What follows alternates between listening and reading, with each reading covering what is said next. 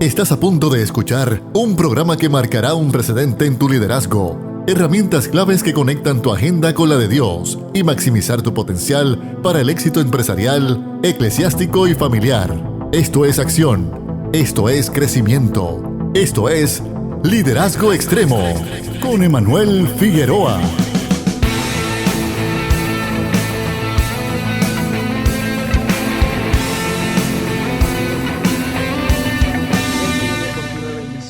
Grandemente acaba de comenzar tu programa Liderazgo Extremo, un programa que va dirigido a poder darte herramientas que te van a ayudar a maximizar la influencia de tu liderazgo en donde quiera que lo estés ejerciendo, sea en el campo eclesiástico, familiar o empresarial. Liderazgo Extremo está contigo todas las tardes de 3 a 4 a través de tu favorita Redentor 104.1 FM. Este es tu amigo Emanuel Figueroa y queremos compartir contigo en la tarde de hoy cómo vamos a enseñar a nuestro equipo de trabajo a amar a Dios. Porque no sé si te has dado de cuenta que el líder puede tener sus convicciones, su visión, su misión en el proyecto, pero no necesariamente el equipo que está cerca del líder ha abrazado esa misión, ha abrazado ese deseo, esa pasión y particularmente un enfoque teológico. Hay que estar claro que en el ministerio amar a Dios sobre todas las cosas y al prójimo es vital, es crucial, y en el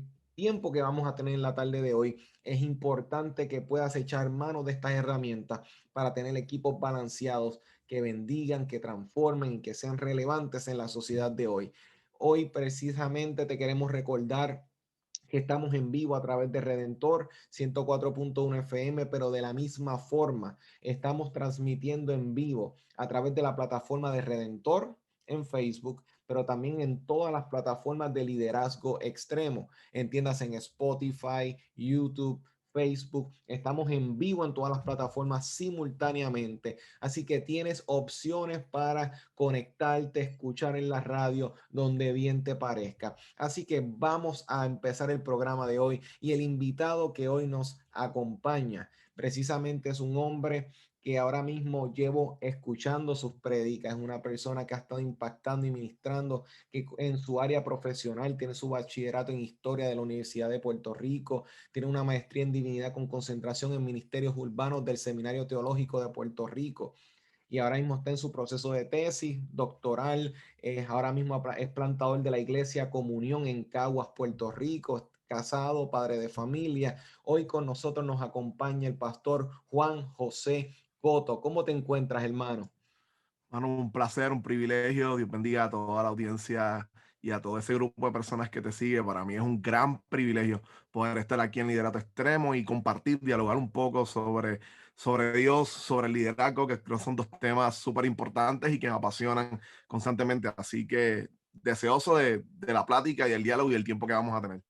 Agradecido contigo, pastor, y sé que vamos a tener un gran tiempo. Precisamente cuando estábamos hablando antes de la grabación, este asunto de enseñarle a los líderes ahora mismo que ese equipo de trabajo que tenemos, porque a poder amar a Dios se puede, entre tanto compromiso, tantas agendas, tantas cosas que hay que velar en un proceso de una obra ministerial, se nos pueden ir ciertos detalles que muchas veces pueden ser cruciales e importantes, pastor. Y a modo de introducción, recuerdo mucho los evangelistas cómo resaltaban en los evangelios cuando los discípulos tenían sus agendas, tenían sus expectativas de cómo se iban a dar ciertos cumplimientos, cómo se iban a dar ciertas dinámicas.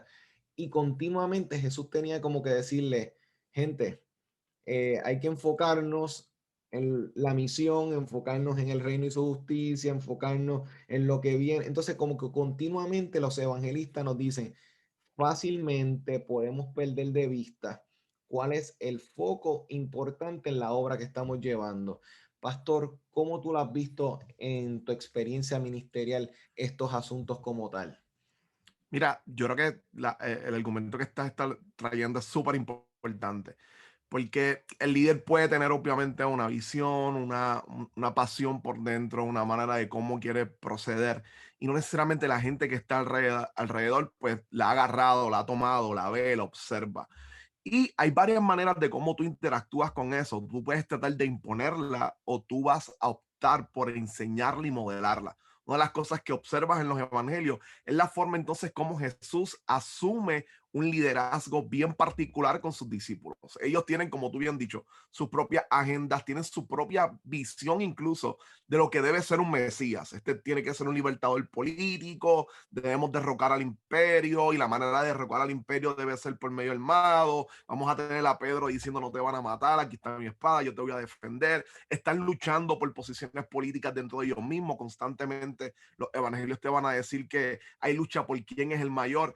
Y Jesús decide entonces asumir un rol de liderazgo de servicio y redefine entonces el liderazgo y en vez de imponer, procura encarnar y emular su visión y su pasión a tal nivel que él no solamente les dice, les enseña conceptualmente, voy a morir y esta es la forma de cómo yo voy a traer el reino, voy a vencer al enemigo primario que es el pecado y la muerte y voy a iniciar el proceso de restaurar todas las cosas, sino que lo encarna con sus acciones, decide colocar a los demás por encima de él, decide morir por ellos, decide buscarlos a ellos. Así que lo que vamos a ver constantemente en los evangelios es exactamente eso, es a Jesús encarnando y viviendo el liderazgo y enseñándonos cómo poder de esa manera enseñarle a los que están alrededor de nosotros a abrazar y adoptar la visión que tenemos. Y es emularla, mostrarla y a través de ese mostrar y actuar, las personas entonces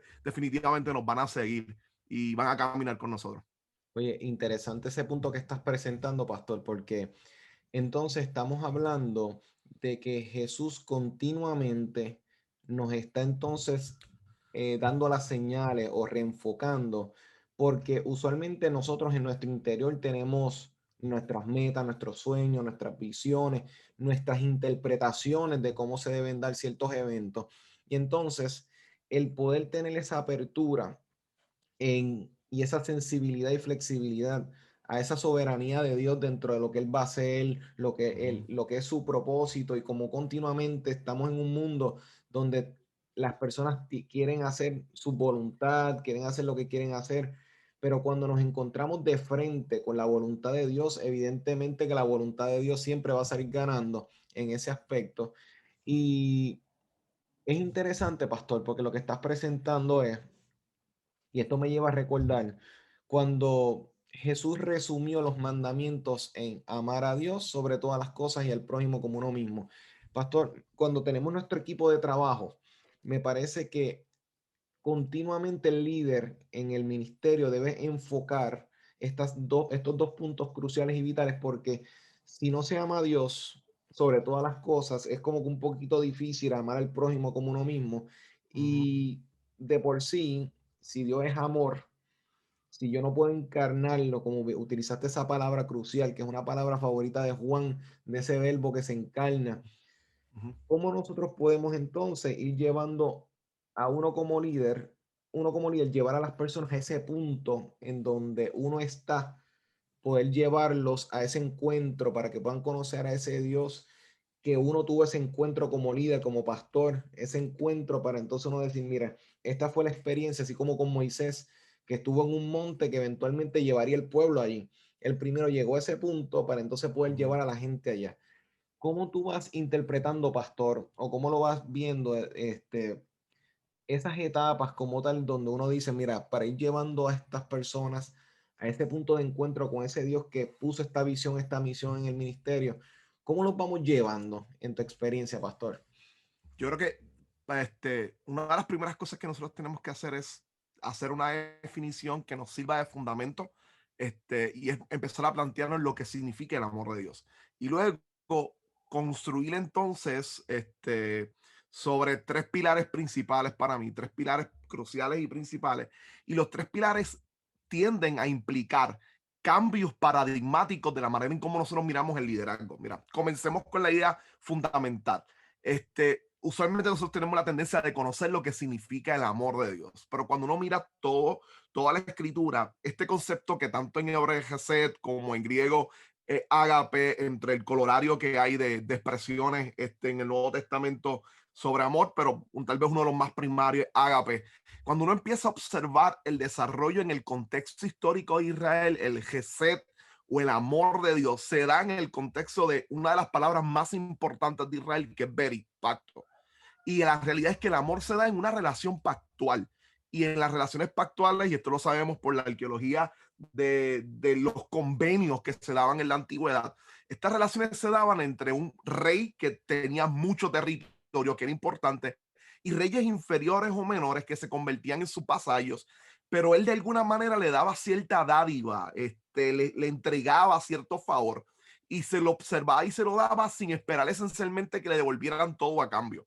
Así que Israel va a tomar ese concepto y la manera en cómo Dios va a mostrar su amor, y esto es importante, la manera en cómo Dios va a mostrar su amor es siempre entendiendo la superioridad de Dios, su soberanía, y cómo muestra entonces ese amor.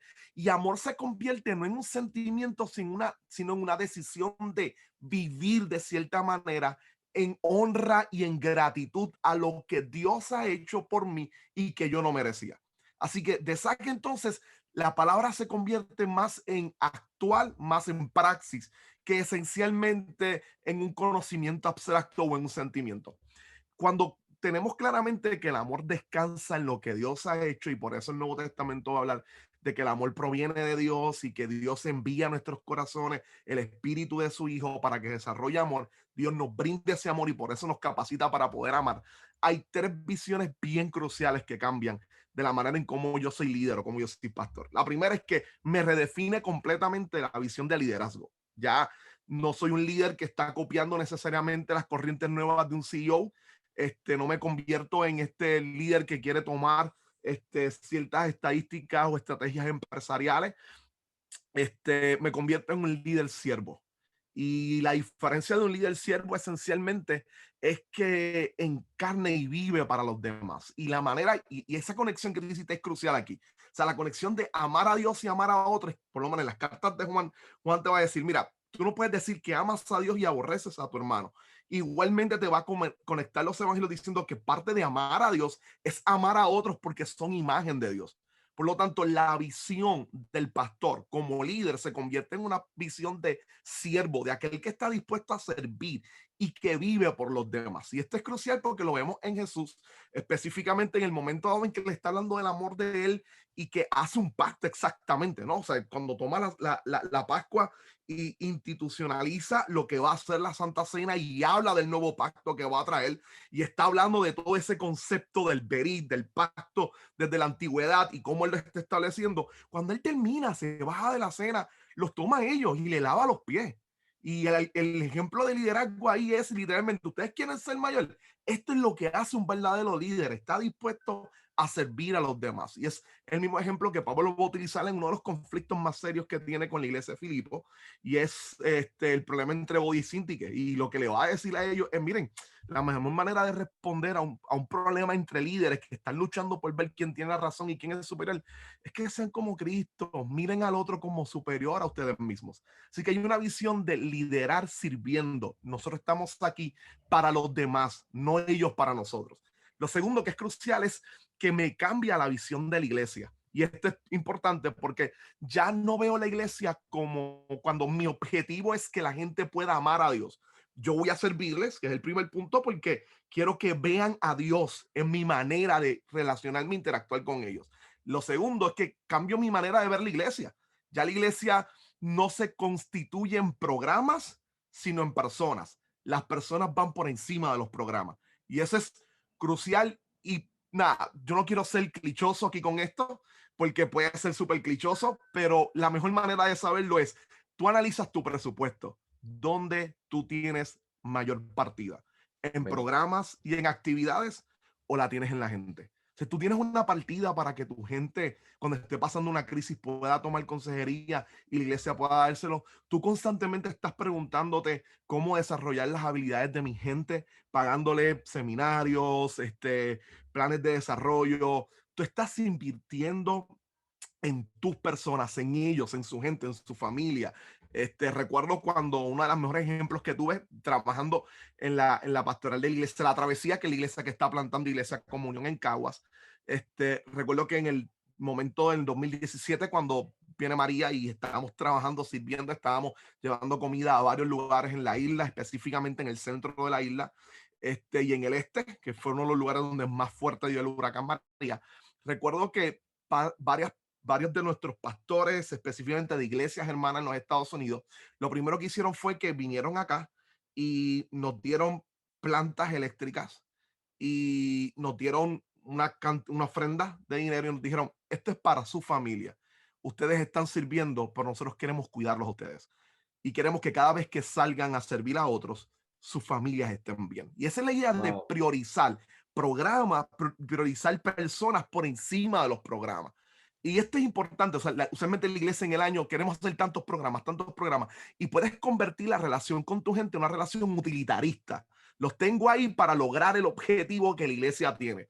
Pero la relación de pastor y líder con tu equipo de trabajo debe ser una relación de ellos son importantes y yo quiero que amen a Dios. Y para amar a Dios, ellos me tienen que preocupar. Así que personas por encima de programas. Y la tercera, la última, es la idea de que inclusive la metodología es diferente. No es una metodología necesariamente sacada del nuevo bestseller que salió sobre cómo ser exitoso en X empresas, sino que la metodología, por lo menos desde la iglesia, es el evangelio. Y cuando el evangelio como metodología te brinda la oportunidad de ayudar a tu gente a amar a Dios. ¿Por qué? Porque tú le enseñas, y estos son tal vez los 3 consejos que yo le puedo dar a los pastores y líderes que nos están escuchando. ¿Qué tú haces con tu equipo de trabajo? Muéstrales cuán extraordinario es Dios. O sea, no solamente los domingos en el sermón, todo el tiempo, muéstrale a ellos, enséñales a ellos, disipúlales, que vean cuán extraordinario es Dios, cuán maravilloso es Dios. Segundo, muéstrale a la vez cuán pecadores somos nosotros, cuán golpeados y cuán dolidos estamos con el pecado. No desde una posición de superioridad, sino de vulnerabilidad. El pastor debe ser el primero, al verse como iguales con ellos, el primero que le dice, yo soy pecador. En mi equipo de trabajo con mis muchachos, yo procuro inclusive emular esto, así que ellos se convierten en los que conocen mis debilidades, en los que saben mis fracasos. Y esto, en vez de quitarme o restarme autoridad, lo que hace es que apunta a quien verdaderamente es la autoridad en la iglesia, que es Cristo. Ellos logran darse cuenta que su pastor no es esta figura que está por encima de ellos, que vive una vida excepcional. Se dan cuenta que su pastor es una persona de carne y hueso como ellos, que necesita de la gracia, que necesita constantemente ir delante del Señor y que ama a Dios a pesar de todos los fracasos que tiene, porque se expone ante nosotros. Así que muéstrales cuán golpeados estamos con el pecado al momento de ser vulnerable. Y por último, después de mostrarle eso y mostrarle la belleza de Jesús en la cruz, enséñales el perdón de Dios, perdonando, restaurándolos y caminando con ellos en el proceso. O sea, esa manera de cambiar mi manera de ser líder, de ver la iglesia poniendo primero a las personas antes que los programas y encarnar el evangelio en la relación, cuán glorioso es Dios, cuán corrompido estoy, inclusive yo como pastor, y tengo que ir ante ellos y buscar exponerlo y decírselo. Y de igual manera, la idea del perdón. Dios nos perdona y perdonarnos unos a otros y caminar juntos el camino a la fe. Yo creo que eso permite que las personas comiencen a ver la belleza de amar y de desear a Dios en todo momento. Varias cosas, porque varios puntos interesantes e importantes. Uno de ellos viene siendo, es esa realidad de que el amor se siente, pero es más que un sentimiento, es una decisión. El decidir como tal, el abrazar ese modelo de Jesús es crucial. Y el modelo de Jesús básicamente es una apología a la belleza del liderazgo en su esencia real de servicio, más allá de un sistema, una posición como tal de opresión, de escalón para yo subir como líder. O sea, porque el liderato se ha maltratado mucho por el hecho de tener esta visión de utilizar a los recursos.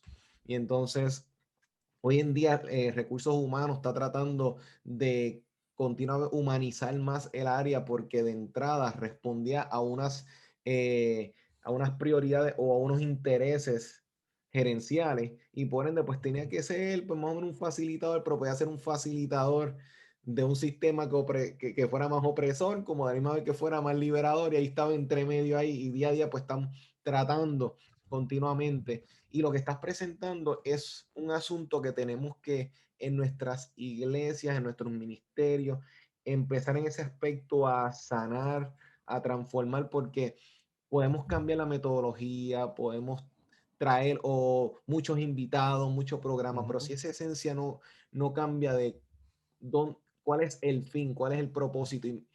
Y cuando presentaste lo de redefinir el asunto del liderazgo por uno de servicio, eso es algo que continuamente está siendo señalado hoy más que antes, que la iglesia, lo que presentaste es un asunto que los líderes están empezando a despertar porque falta aún, porque a veces hay cosas que como que se normalizan en las conversaciones. No, sabemos que esto no, pero en la práctica se siguen haciendo.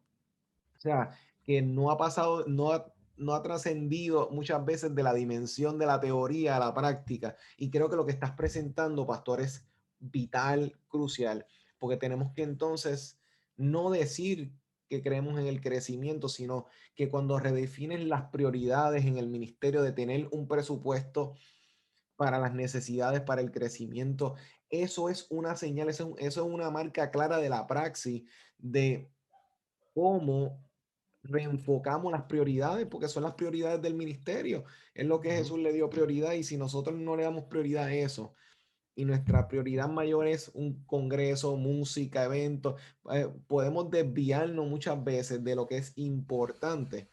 Y el asunto de la metodología, eso estuvo espectacular, pastor.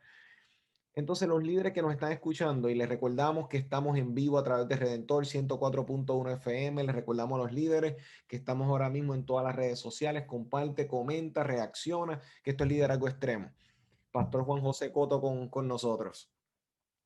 Pastor, entonces, en esa dinámica, ¿cómo tú visualizas si las iglesias empiezan a adoptar, empiezan, o más bien no adoptar, no, a abrazar realmente lo que es el modelo que Jesús presentó?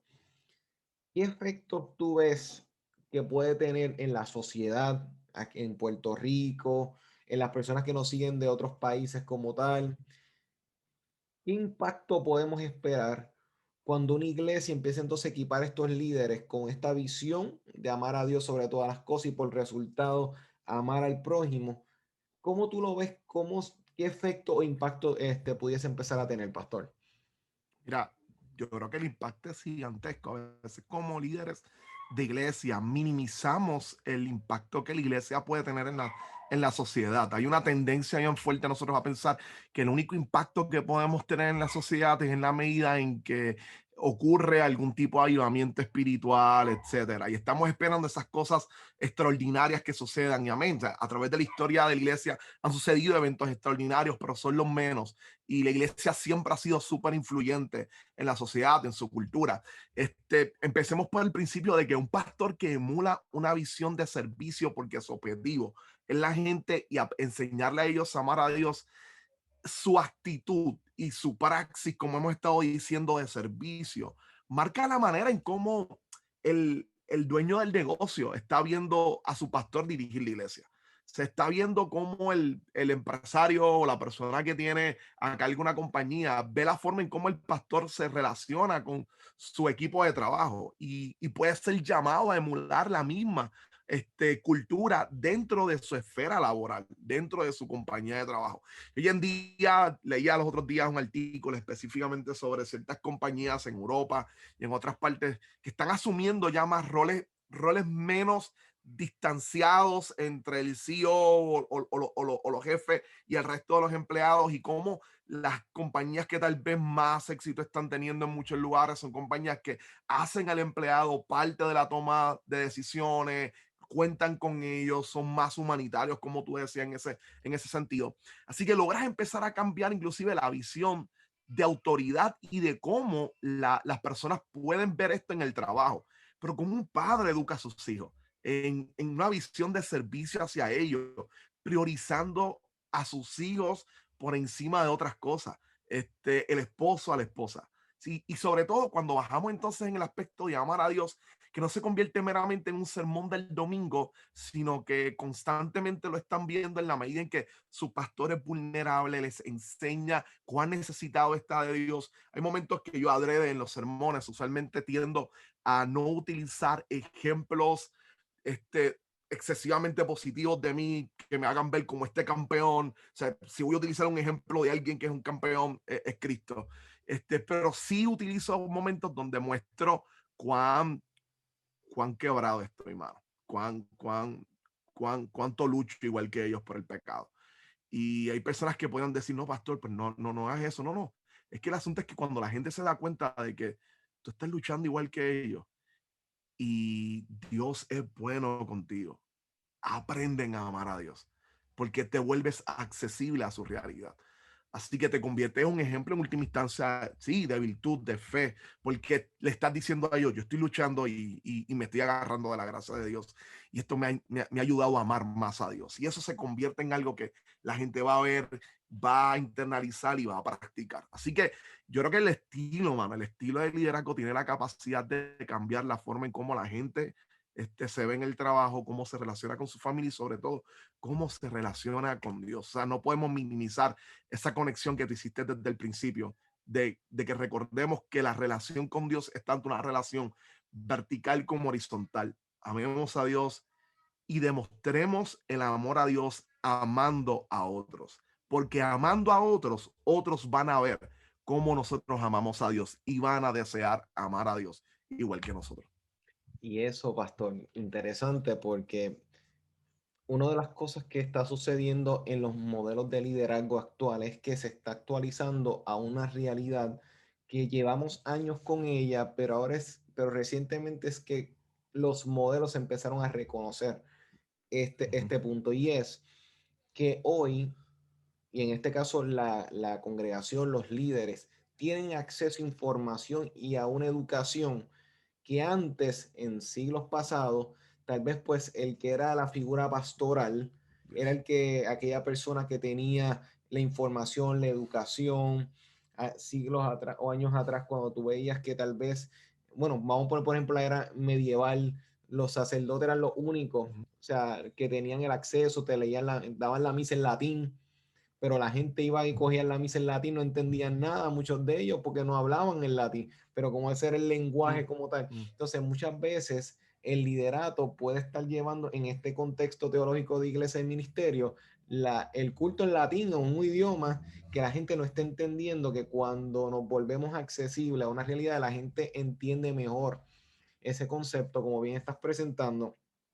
Y antes las personas no tenían mucha información, pues la gente pues se limitaba a lo que el líder o esta figura de autoridad podía proveerles.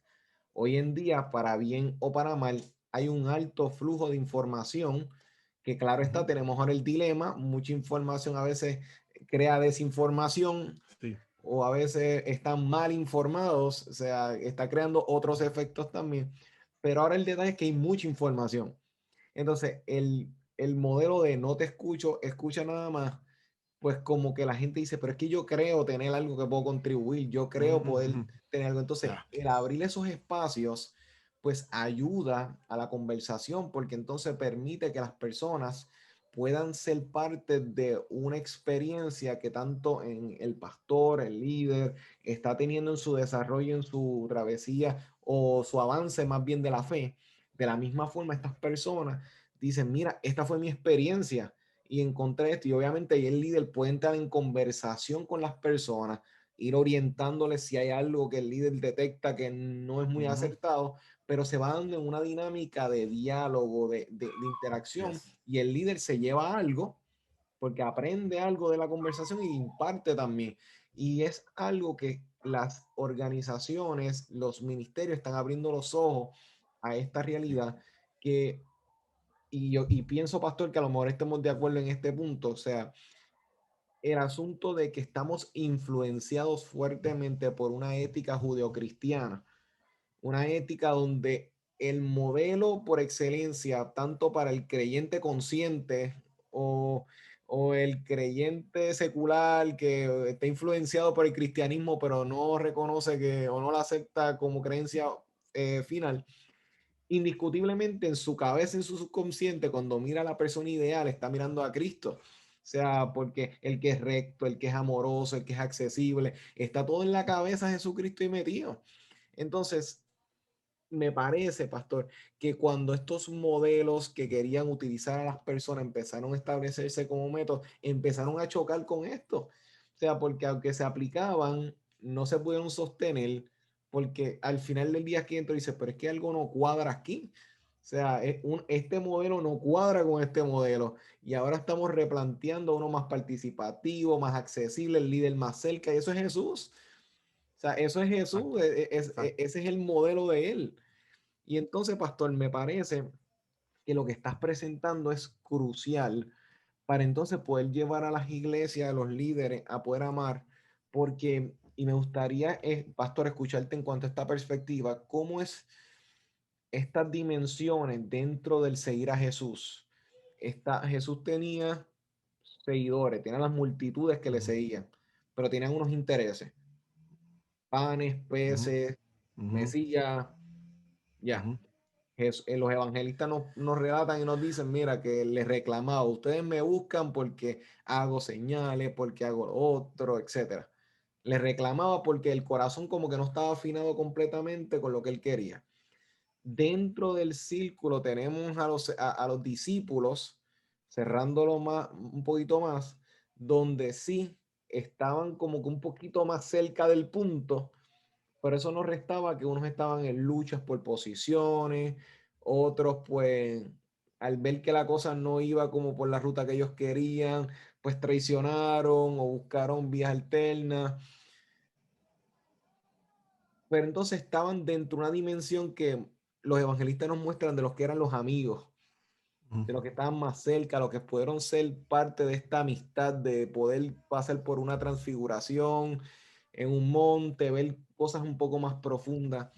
Estas etapas, pastor, que uno va viendo de estos posibles perfiles, pueden darse dentro del liderato que uno tiene dentro del círculo como tal ministerial y cómo uno puede ir trabajando, porque a mí me parece que lo que Jesús hacía era el constante reevaluar y presentar las expectativas, la misión y llevándolos a ellos a caminar con él esos procesos para realmente pues tocar base de dónde estaba el corazón, o sea, dónde estaban las prioridades. ¿Qué vas viendo en todo esto, pastor? Sí, sí. Y excelente el análisis. Déjame por un instante afirmar lo que acabas de decir ahorita sobre este gran desafío de la visión de liderazgo comunitaria y tal vez darle un ejemplo que me venía a la mente mientras te escuchaba, súper práctico. Y yo creo firmemente en un liderazgo un poco más accesible, como decías, un poco más horizontal, inclusive participativo. Por ejemplo, gran parte de la construcción de mi sermón del domingo no se hace de manera aislada. Nosotros en el Caribe tenemos mucha influencia afrodescendiente, así que hay una semejanza un poco con la predicación afroamericana.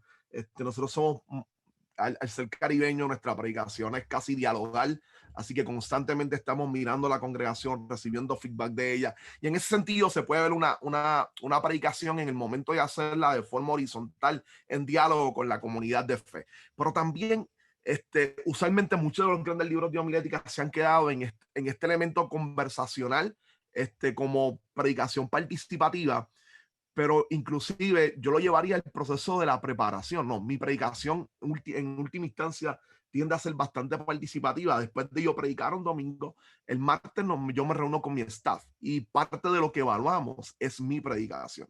Si yo soy el pastor y yo quiero escuchar a mis muchachos que estaban sentados ahí, a mis líderes, ¿qué les pareció? Y en ciertos momentos hay afirmaciones, en otros hay críticas de que, mira, esto lo debiste hacer así. Y ha desarrollado un crecimiento grande porque estoy escuchando a mi gente sentada diciéndome, creo que debiste explicar esto de esta manera, creo que aquí debes menguar tu tono de voz, aquí tienes que hacer esto. Y eso me hace crecer como predicador. o incluso si hay un tema donde uno de mis muchachos es experto, como decías ahorita, a nivel de que ya no es como antes, nuestra gente tiene acceso a conocimiento.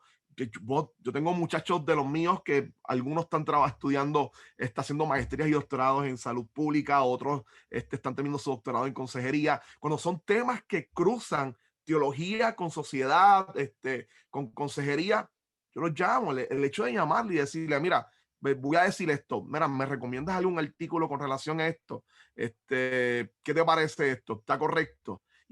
Y construyes tu sermón utilizando un equipo de trabajo. Así que ya no hay por qué ser este pastor que está aislado, solo, haciendo el sermón, lo da de manera autoritativa. En educación decíamos cuasi bancaria, está el predicador y simplemente está dándole a la congregación, sino que se convierte en un elemento relacional y participativo donde otros entran a contribuir con tu sermón. Yo creo que para eso es sumamente importante en este momento. Ahora, volviendo al punto que preguntaste relacionado a estos grandes grupos en Jesús, en la iglesia definitivamente siempre se va a ver. Tú vas a tener personas que van a llegar a tu congregación que de alguna manera están ahí porque les gusta la música o porque quieren meramente participar de la comunidad, que está bien. Están tal vez por X o Y interés. Vas a tener otras personas que de alguna manera pues están comprometidos, pero están buscando, y en las plantaciones de iglesia pasa eso mucho, están buscando simplemente el momento para colocarse ellos como líderes o ser líderes o suplir la necesidad de ser validados en el liderazgo. Y tal vez las intenciones son incorrectas, y en el cristianismo las intenciones son bien importantes, son bien importantes. Así que nosotros no somos como Maquiavelo, ¿no? Que el fin justifica los medios. Así que para nosotros las intenciones son cruciales. Jesús es el que decía que tú te conviertes en asesino si llamas fatuo a tu hermano o si ya tienes intenciones de ello en el corazón. Así que vamos a tener personas que están ahí, personas que quieren ambicionar y personas que genuinamente están comprometidas con Dios, con la labor y con la obra. Yo creo que parte de la sabiduría pastoral es mirar un poco a Jesús en ese sentido. Y una de las cosas que me llama la atención es que Jesús decidió tomar al grupo que seguía con él y empoderarlos y colocarlos en el frente, en el field. O sea, cuando Jesús le dice, váyanse de dos en dos por cada ciudad, y ellos regresan, chicos regresan locos diciendo, mira, estamos viendo milagros, estamos viendo cosas extraordinarias. Los expuso él mismo, los colocó al frente de la misión del reino de Dios para que fueran partícipes del poder del reino de Dios. Cuando ellos regresan, eso les dice, ok, pues déjenme decirles algo, tienen las prioridades al revés. Aquí lo importante no son los milagros que están viendo, sino que le teman y amen a Dios. Y convierte ese momento en un momento de discipulado extraordinario. O sea, de seguro esa imagen se quedó plasmada en la vida de sus discípulos, que regresan con este entusiasmo. Y no es que Jesús le echa a perder la fiesta, es que toma ese momento para cambiar sus corazones y para poner algo en sus corazones que iba a ser súper vital. Así que parte de cómo tú trabajas con todo esto es, tú tienes a esa gente cercana, ponla, colócala.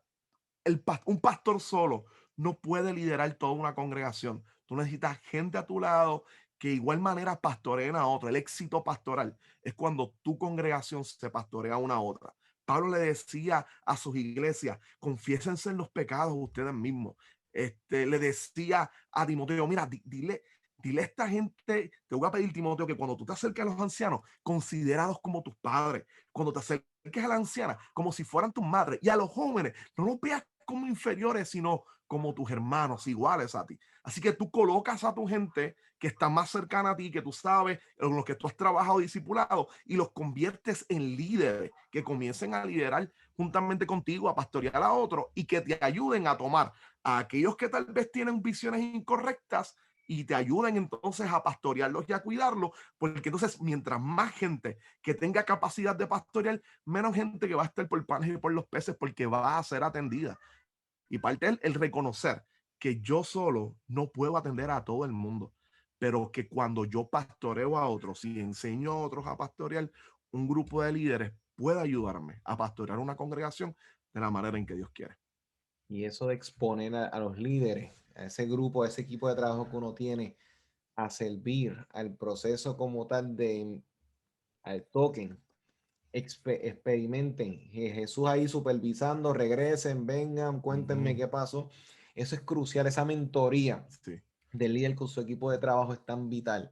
Y eso me lleva, y ahora yo utilizaría la palabra para no sonar clichoso, pero ahora mismo este asunto de Pedro, negar 3 veces para luego Jesús preguntarle, según nos relata Juan, 3 veces, Pedro, tú Ya, me amas, Pedro, tú me amas, ya, Pedro, tú me amas. ya. O sea, tres decisiones de negar, pero ahora 3 invitaciones a regresar. O sea, esos asuntos de uno poder eh, estar con las personas en su etapa, en su proceso, en su momento de desarrollo y de crecimiento, es tan poderoso porque las personas ven al Cristo ahí reflejado en nuestra vida, en nuestro liderato, cuando es un liderato abierto en el aspecto de la misericordia, ir corrigiendo, ir llevándole con líderes y equipo de trabajo que mira, que uno los lleva a entender, a tener ese espíritu enseñable, ese espíritu como tal de diálogo. Jesús no se trepa en una nube desde arriba, Pedro, te perdono, no se sentó ahí con él, Ya. le esperó, le preparó una comidita, ahí unos pesos, unas cositas, o sea, preparando el ambiente para darse esa etapa de aprendizaje y de crecimiento. Si Jesús saltaba ese momento, saltaba esa dinámica, tal vez no hubiésemos podido ver lo que nos cuenta el libro de Hechos, por ejemplo, que vamos viendo la secuencia de Lucas y Hechos, del Evangelio de Lucas y Hechos, el asunto de cómo el Pedro que tenemos cobarde no es el mismo que estamos viendo después, que hasta con la sombra sanaba persona. O sea, esas transiciones no se van a dar si el líder no está en ese momento clave, mostrando ese deseo de Dios de querer, mira, ayudar a las personas en su presente, en su momento. Y creo que lo que Ya. estás presentando, pastor, es crucial porque nos invita entonces a poder entonces reflexionar en que vamos a tener toda esta dinámica, pero una congregación que se involucre.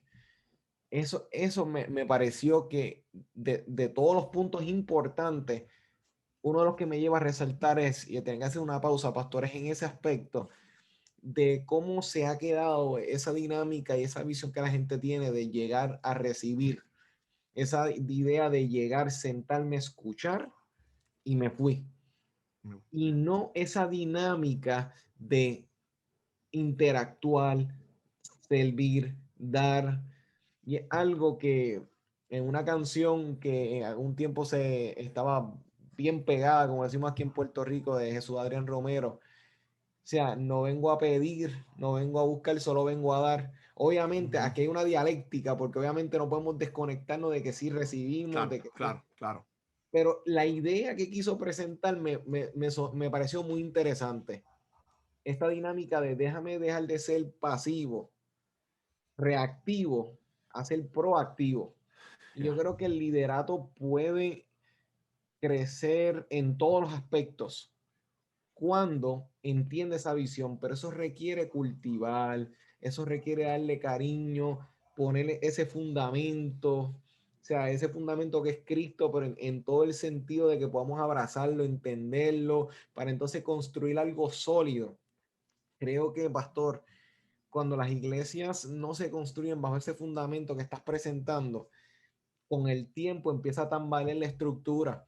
O sea, porque después entonces no aguantan los golpes del tiempo, de los desánimos. Entonces tenemos iglesias que aunque la iglesia, o sea, el desarrollo no es lineal, hay diversas etapas. Vemos que muchas veces se ven como que cada vez picando, pero cada vez bajando Ujú, más, porque el ujú. fundamento no estaba bien puesto. Yes. Entonces, pastor, en el tiempo avanzado, me gustaría poder escucharle, pastor, en qué último consejo nos puede ir dando para todos los líderes que ahora mismo han estado escuchando nuestra conversación, que han estado hablando sobre la importancia de redefinir el liderazgo, el cómo la persona, cómo la interpretamos y la vemos dentro de la metodología. Hemos estado hablando precisamente en toda esta conversación de cómo vamos viendo este ministerio que sea más participativo, que involucre esta sensibilidad del líder y esta sinceridad en cuanto a cómo día a día se agarra de la gracia de Dios para continuar y avanzar.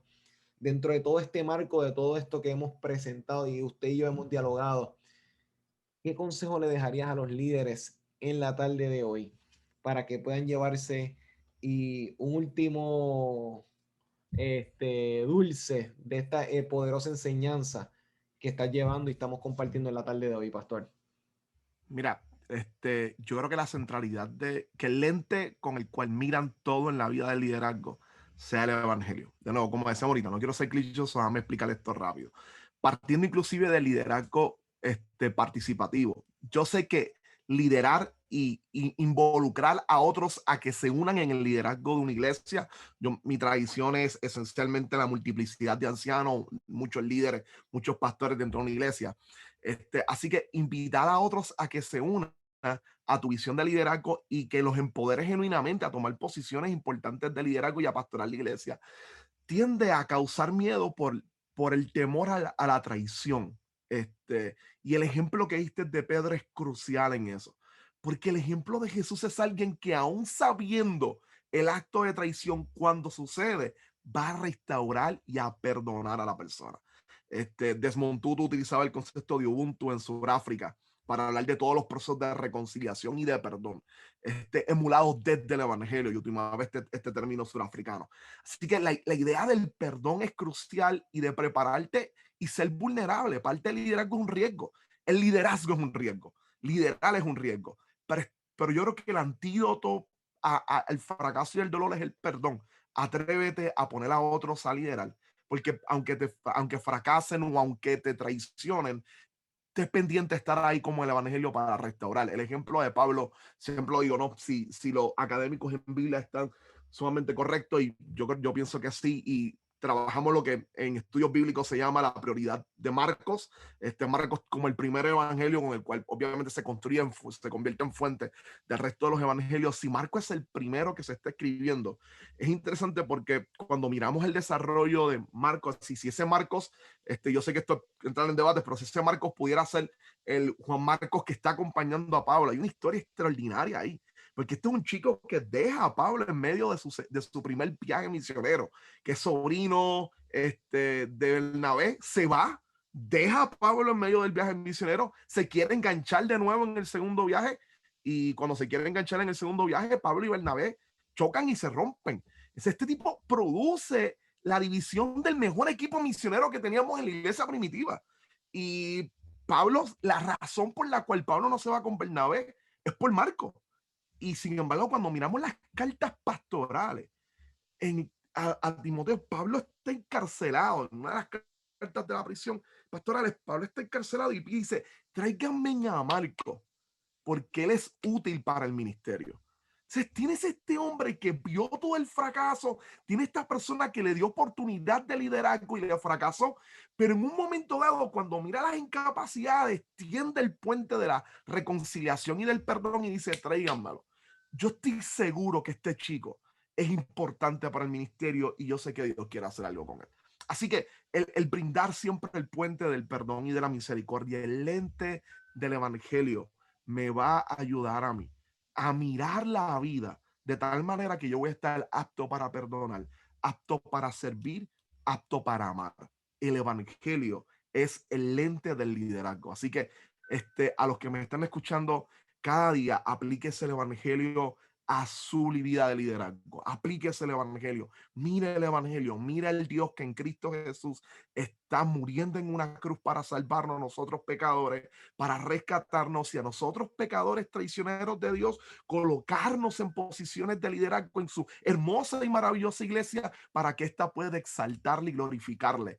Imite eso. Encarne el evangelio en su liderazgo. Yo creo que esa es la clave para iglesias saludables, iglesias que crecen y un mundo que podamos transformar en esperanza para la gloria del Señor. Gran, verdad, poderoso cierre de este espacio que hemos tenido en la tarde de hoy, pastor. Agradecido con usted de parte del equipo de liderazgo extremo y mi parte, porque definitivamente que lo que hemos podido dialogar en la tarde de hoy da base, da elementos, da herramientas a los líderes para poder precisamente ir construyendo lideratos que vayan enseñándole a su equipo de trabajo y a poder llevar a la congregación eventualmente a ese proceso de encuentro y de enfoque apropiado con el desarrollo y el propósito de Dios. Así que agradecido con usted, pastor.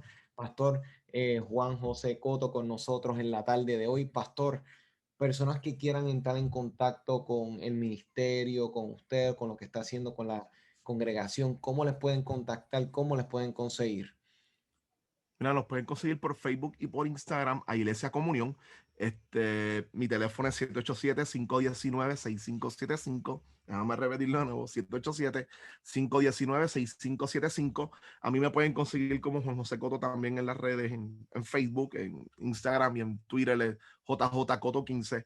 Así que nada, por ahí nosotros nos congregamos en una iglesia en Cagua. Estamos compartiendo este espacio con una iglesia con Centro de Vida, con la iglesia del pastor Carlos Manuel. Así que en Centro de Vida en Cagua, puede buscar en internet Centro de Vida en Cagua y ahí va a tener la dirección.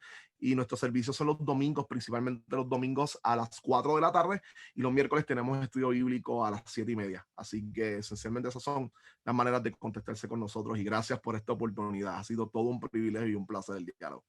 Igualmente, pastor, así que más que honrado y agradecido, y definitivamente que hay que darle una continuidad a esta conversación. Así que muchas gracias, pastor. Pues líderes, en la tarde de hoy, estas herramientas que has escuchado son todas tuyas, puedes echar mano de ellas. ¿Dónde las vas a encontrar? En Spotify, Facebook, YouTube. ¿Por qué nombre? Liderazgo Extremo, a través de la página Redentor 104.1 FM en Facebook también, y en la radio. Toda esta información está disponible, así que echa mano, líder, y comparte para que otras personas puedan ser equipadas. Nos vemos el próximo sábado a través de tu programa, así que nos vemos. Esto es Liderazgo Extremo. Este fue tu programa, Liderazgo Extremo. Recuerda sintonizarnos todos los sábados de 3 a 4 de la tarde y síguenos en nuestras redes por Liderazgo Extremo.